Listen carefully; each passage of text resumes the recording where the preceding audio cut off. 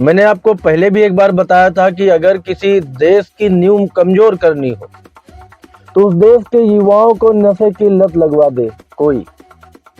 ये सबसे आसान तरीका होता है और भारत में ये चीजें आज नहीं, बहुत पहले से होती आ रही हैं। पंजाब कितना परेशान रहा है, इसी समस्या से जूझ रहा था। ड्रग्स केस हो रहे थे, तस्करी हो रही थी। ये शांत नहीं हुआ, कुछ भी खत्म नहीं हुआ है और इस पर बहुत बड़ी कार्रवाई करने की जरूरत है। ये इतनी आसानी से थोड़ी जाएगा। कोडीन मामला, आप लोग इस समय चर्चा सुन रहे होंगे उसकी। मुझे लगा इस पर बात करनी चाहिए और आपको जानकारी देनी चाहिए। कोडीन युक्त एक कफ सिरप होता है जिसको दर्द में या खांसी दबाने के लिए इस्तेमाल किया जाता है, लेकिन डॉक्टर की प्रिस्क्रिप्शन के साथ।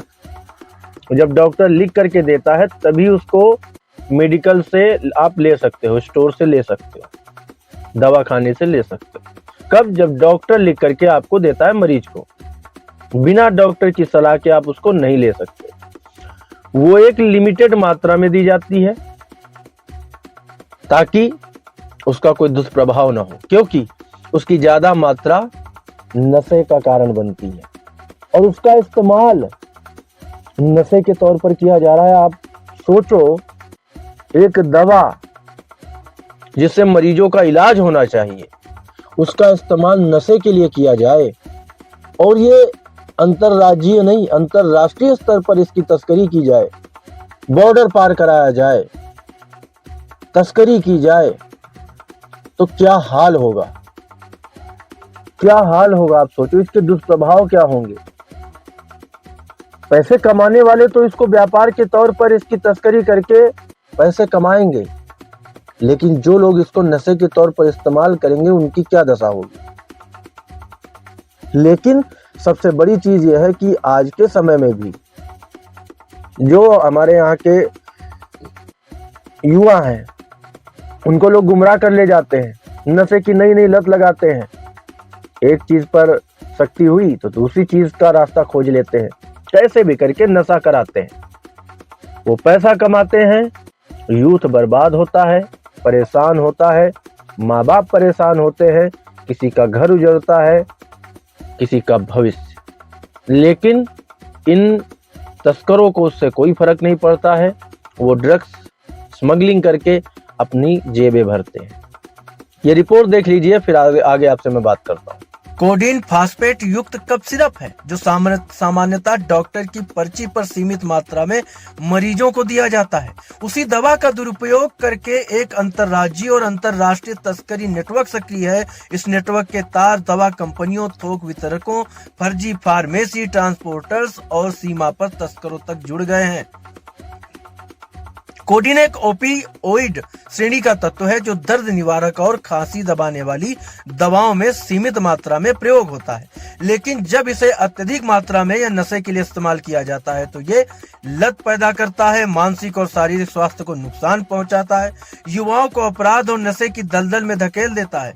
इसी कारण भारत में कोडीन युक्त सिरप को एनडीपीएस एक्ट के तहत नियंत्रित दवाओं की श्रेणी में रखा गया है। जांच एजेंसियों के अनुसार तस्करी का ये नेटवर्क बेहद शातिर तरीकों से काम करता है। फर्जी मेडिकल स्टोर और फर्जी डॉक्टरों की पर्चियां, एक राज्य में निर्माण, दूसरे राज्य में स्टोरेज, ट्रकों, बसों, एम्बुलेंस और कुरियर के जरिए सप्लाई, सीमावर्ती इलाकों में पड़ोसी देशों में अवैध भेजना। कई मामलों में सिरप की बोतलों पर लेबल बदलकर या उन्हें अन्य दवाओं के साथ छिपा करके भी भेजा जा रहा है। क्या हुई है इस पर अब तक की कार्रवाई भी जान लीजिए। करोड़ों रुपए मूल्य की कोडीन कफ सिरप की खेप जब्त की गई है। कई राज्यों से तस्कर गिरफ्तार किए गए हैं। फर्जी दवा लाइसेंस और कंपनियों की जांच हो रही है। ड्रग इंस्पेक्टर, पुलिस और नारकोटिक्स एजेंसियों की संयुक्त छापेमारी चल रही है। सूत्रों के मुताबिक ये नेटवर्क सिर्फ भारत तक सीमित नहीं है, बल्कि इसका कनेक्शन अंतर्राष्ट्रीय ड्रग माफिया से भी जुड़ा हुआ है। विशेषज्ञों का कहना है कि कोडीन सिरप की आसान उपलब्धता स्कूल और कॉलेज के छात्रों को नशे की ओर ढकेल रही है, अपराध, हिंसा, मानसिक बीमारियों को बढ़ावा दे रही है, समाज की जड़ों को कमजोर कर रही है। ये सिर्फ कानून व्यवस्था का नहीं, बल्कि सार्वजनिक स्वास्थ्य का भी बड़ा संकट इसे माना जा रहा है। कानून क्या कहता है? एनडीपीएस एक्ट के तहत अवैध निर्माण, भंडारण और तस्करी पर कड़ी सजा है, लंबी जेल और भारी जुर्माने का प्रावधान भी है। जमानत के नियम बेहद सख्त हैं। सरकार का स्पष्ट संदेश है, दवा के नाम पर नशे का कारोबार बर्दाश्त नहीं किया जाएगा। केंद्र और राज्य सरकारें दवा सप्लाई चेन की सख्त निगरानी कर रही हैं। ई ट्रैकिंग और लाइसेंस वेरिफिकेशन, सीमाओं पर चौकसी, फार्मा कंपनियों की जवाबदेही तय करने की भी तैयारी में है। बड़ा सवाल ये होता है कि इस नेटवर्क को संरक्षण कौन दे रहा है? इतनी बड़ी मात्रा में सिर्फ बाजार तक कैसे पहुंचाई जा रही है? क्या दोषियों तो कार्रवाई पहुंचेगी या मामला ठंडे बस्ते में चला जाएगा? इसी पर आगे आपको हम इस मामले में हुई अब तक की कार्रवाई बताना चाहते हैं। यूपी में कोडीन कफ सिरप की तस्करी के मामले में सरगना शुभम जायसवाल समेत सभी आरोपियों को इलाहाबाद हाई कोर्ट से झटका लगा है। जस्टिस सिद्धार्थ वर्मा और जस्टिस अचल सचदेव की डिवीजन बेंच ने सोमवार को एफआईआर रद्द करने और गिरफ्तारी पर रोक लगाने की मांग 22 याचिकाओं को खारिज कर दिया है। यानी अब किसी भी समय पुलिस आरोपियों की गिरफ्तारी कर सकती है। 25,000 का इनामी शुभम जायसवाल दुबई में छिपा हुआ है। इस अवैध कारोबार के नेटवर्क में शामिल 6 बड़े चेहरे और 68 अन्य गिरफ्तारियां अभी तक हो चुकी हैं। 2 दिसंबर को मामले में ईडी की एंट्री हुई। मनी लॉन्ड्रिंग एंगल पर भी जांच चल रही है। एजेंसी के निशाने पर 50 आरोपी हैं। एक हफ्ते पहले ईडी ने लखनऊ, रांची, अहमदाबाद समेत देश भर में सिंडिकेट से जुड़े आरोपियों के 25 ठिकानों पर छापेमारी की थी। एसटीएफ के बर्खास्त सिपाही आलोक प्रताप सिंह की लखनऊ की कोठी, सहारनपुर के राणा बंधु विभोर और विशाल के ठिकानों, शुभम जायसवाल और उसके सहयोगियों के घर भी खंगाले थे। कफ सिरप में कोडीन फास्फेट नामक तत्व मिला है, जिसका उपयोग सिर्फ नशे के लिए किया जा रहा है। इसलिए मामला एनडीपीएस एक्ट का भी है, जिसके प्रावधानों का याचियों ने उल्लंघन कर दिया है। फर्जी फर्म बनाकर सिर्फ कागज पर ट्रांजैक्शन दिखाए गए। वास्तव में कफ सिरप को चोरी छिपे नशे के लिए कई राज्यों में भेजा गया। कोर्ट ने एनडीपीएस एक्ट के तहत मुकदमे को सही माना। हाई कोर्ट ने कोडीन कफ सिरप मामले में आरोपियों पर एनडीपीएस एक्ट के तहत मुकदमा चलाने को सही ठहराया है।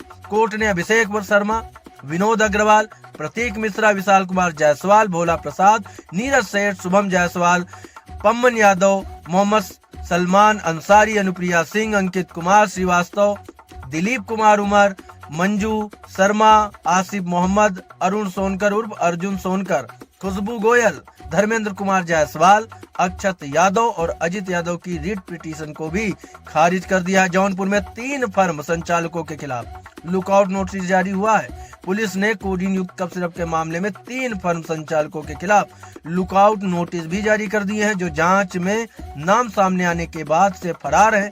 वहीं शुभम जायसवाल के पिता भोला जायसवाल को 21 दिसंबर को कोर्ट में पेश भी किया जाएगा।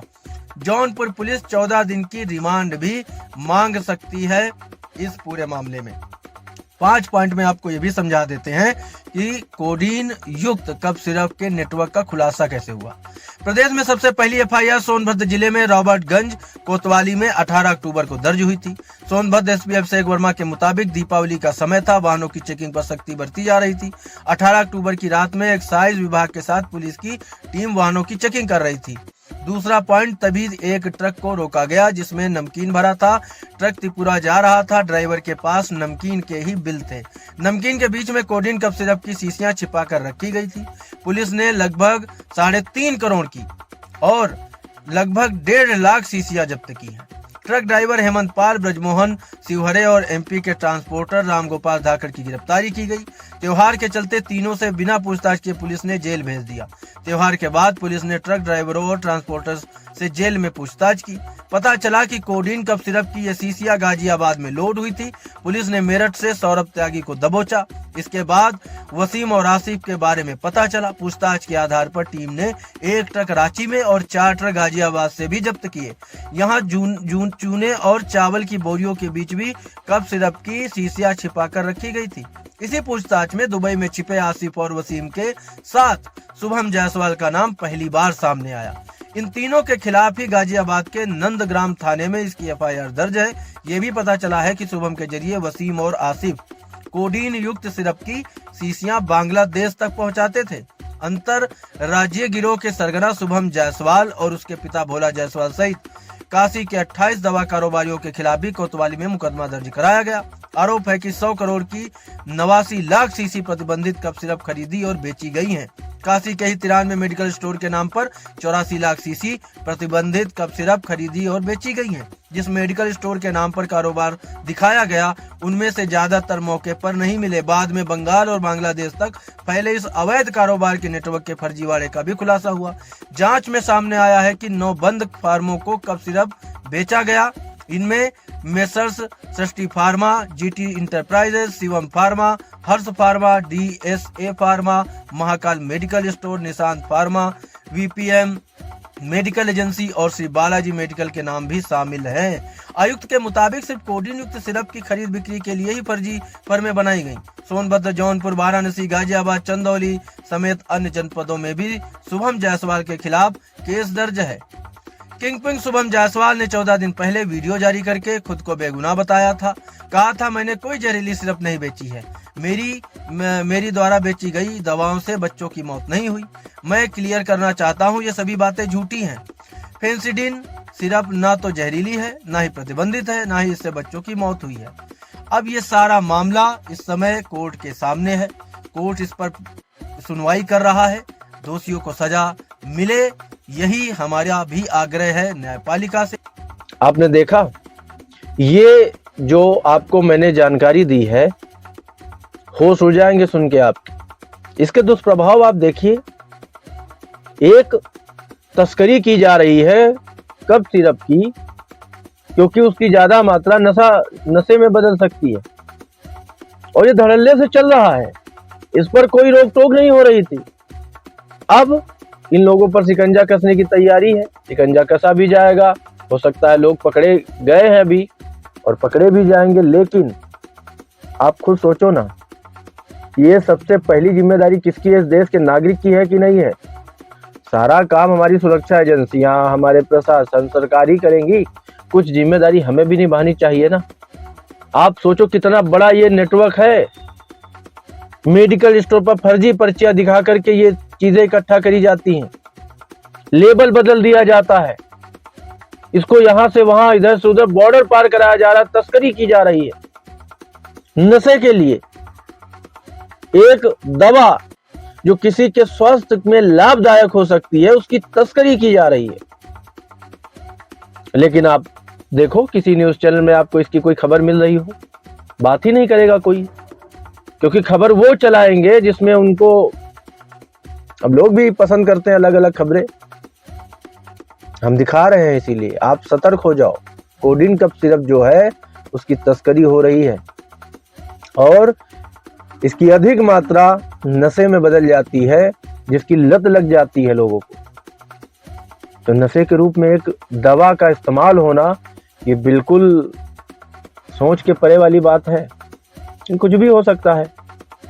बड़े बड़े तस्कर इससे जुड़े हुए हैं, अंतरराष्ट्रीय स्तर पर लोग जुड़े हुए हैं, इसकी तस्करी करा रहे हैं, इसकी बिक्री करा रहे हैं, अवैध तरीके से मुनाफा कमा रहे हैं, पैसा कमा रहे हैं, और लोगों की जिंदगी बर्बाद कर रहे हैं, जो सबसे बड़ी अंडरलाइन वाली चीज है।